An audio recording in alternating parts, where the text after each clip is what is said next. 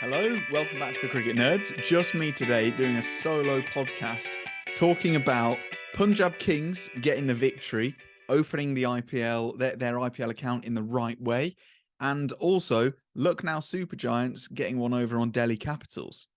So first things first, Punjab. Oh, yes, it feels good to be off to winning ways and actually everybody doing really well. So they faced Kolkata Knight Riders. If you didn't manage to watch it, KKR won the toss and chose to bowl first, which I imagine is going to be a theme just because of due factor, things like that. Punjab Kings, obviously lacking the services of Liam Livingstone, Johnny Bairstow, obviously out injured, and Kagisa Rabada, had they played a side that started with Prab Simran Singh and Shikhar Dhawan.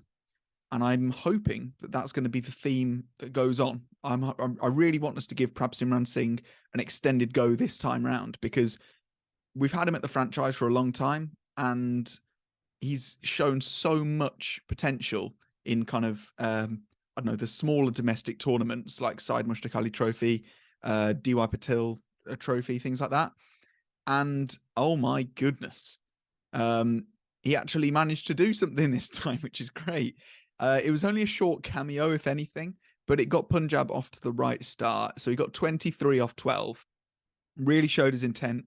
And I think that, paired with the way that Shikhar Dhawan batted as sort of the anchor that started to accelerate a little bit, got a bit tied down in the spin, but overall, I thought it worked beautifully.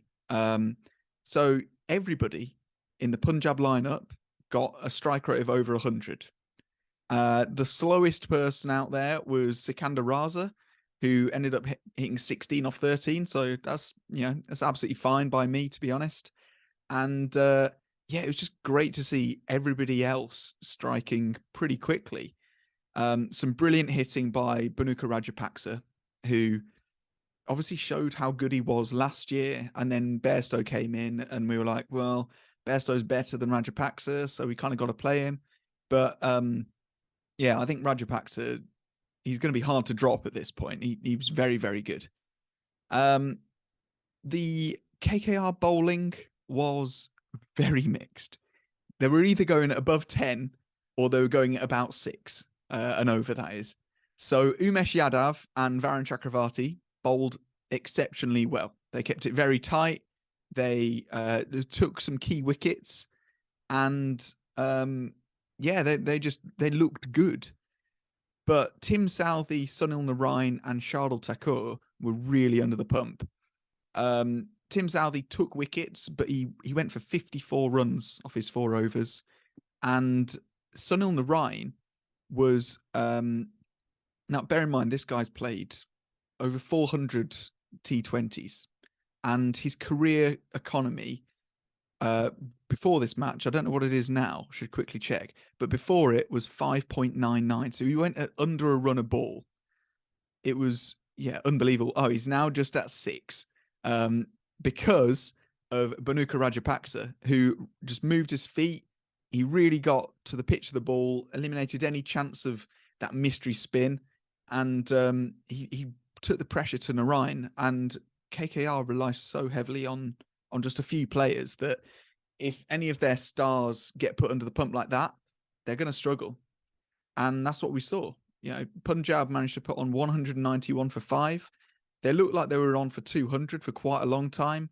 A few wickets slowed them down, but exactly what I wanted to happen happened, which was Punjab's uncapped Indians did well. Prab Simran Singh, Shahrukh Khan, and Jitesh Sharma all did well. They all struck at over 150 and got helpful cameos. So if they can continue to do that all season, there's no reason why Punjab can't make the playoffs.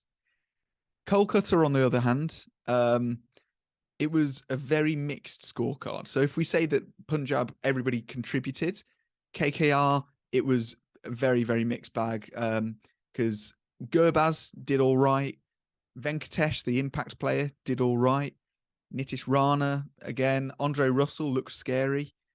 But and Shardul and Sunil at the end sort of, just hit 6 each. But other than that, it wasn't a complete performance from KKR, and I don't know how many complete performances we're going to see. Arshdeep Singh was the absolute king. I was singing his praises. He is one of my favourite cricketers just in the world. And yeah, taking those wickets up top really, really, well, it won the game for Punjab in the end because it went down to DLS. So the rains came in, as one of our subscribers helpfully sort of told us, because he only lives a few miles away from Mohali. And yeah, so it was a rain-affected win, but I think Punjab thoroughly deserved it. Maybe I'm biased, I don't know. But yeah, it was a very good performance. Special shout-out, I think, has to go to Sikandar Raza, who was a brilliant all-round player.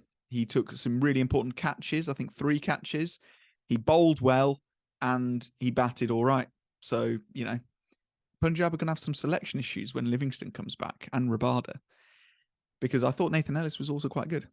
But moving on to Lucknow versus Delhi. Lucknow, they batted first. Again, lost the toss and put into bat. And it wasn't a great start because King legend Rahul did a kind of typical KL failure, which is take up 12 balls and then go out. But Kyle Mayers was brilliant after he was dropped on 14 for by Khalil Ahmed, who he didn't have a great game. He wasn't terrible. Like he took 2 wickets. He bowled fine, but that drop turned out to be really costly. And Kyle Mayer's got 73 off 38 with 7 sixes. It was absolutely brutal. Really, really fun to watch, especially as kind of a neutral fan. And yeah, Ayush Badoni, as he was subbed off actually as an impact player. Quite interestingly, he got a nice little cameo, and he's somebody that I think is going to do quite well in this tournament. And Krishnappa Gautam is potentially the best impact player that we've had so far, because he came in and he faced 1 ball and he hit a 6. Oh, that's got to feel great. That's got to feel so good. So then Delhi trying to chase 193 in the end because of some handy cameos from, like I say, Badoni and Puran. They got off to an okay start. Prithvi Shaw and David Warner looked pretty good. But then Mark Wood, who, I don't know if I've said it on the channel before, but I think he might be my favourite cricketer. There are a few. I keep on saying I've got favourite cricketers. I know Arshdeep Singh's very up there, but Mark Wood, his personality is brilliant, and the attitude he has to the game is great. And he got one of the most well-deserved fifers I think I've ever seen in T20 cricket. He's bowling absolute rockets, full and straight. He took 2 wickets in 2 balls, which was Prithvi Shaw and Mitch Marsh. He was also just his wicket of Sarfaraz Khan was bizarre, because Sarfaraz, who was the wicketkeeper, as I think Benji predicted that, Sarfaraz Khan, he looked like he was going to duck the sort of the bouncer, and then he fell over, and as he was falling, he was like, "Oh, I reckon I can ramp this," and he ramps it straight to sort of I think it was third man or fine leg or something. It wasn't a good wicket, but yeah, Wood was bowling absolute rockets, and in the end, Delhi Capitals only managed 143 for 9. So not great for them, but there we go. Great performance from Lucknow. Looked very strong. It was, yeah, very, very fun to watch. And overall, I think Lucknow so far look good. But like we say, it's only the first game. You can't judge too much by it, other than that Punjab Kings are going to win. So thank you so much for watching. If you haven't already, obviously, we're only a few games in, so you do need to join the Fantasy IPL League, which is, the link is down in the description. Don't worry about joining late, because I forgot to update my team before the 3rd match because of the rain delay of the Punjab match. It pushed it back and I forgot all about it. So you know, there's still chance to come in and sweep in for the win. So thank you so much for watching. Don't forget to like and subscribe. Thank you so much for all the support. We really do appreciate it. You can follow our social medias. We are at Cricket Nerds Pod on Instagram and Twitter. We also have some TikToks as well if you want to look at the Cricket Nerds.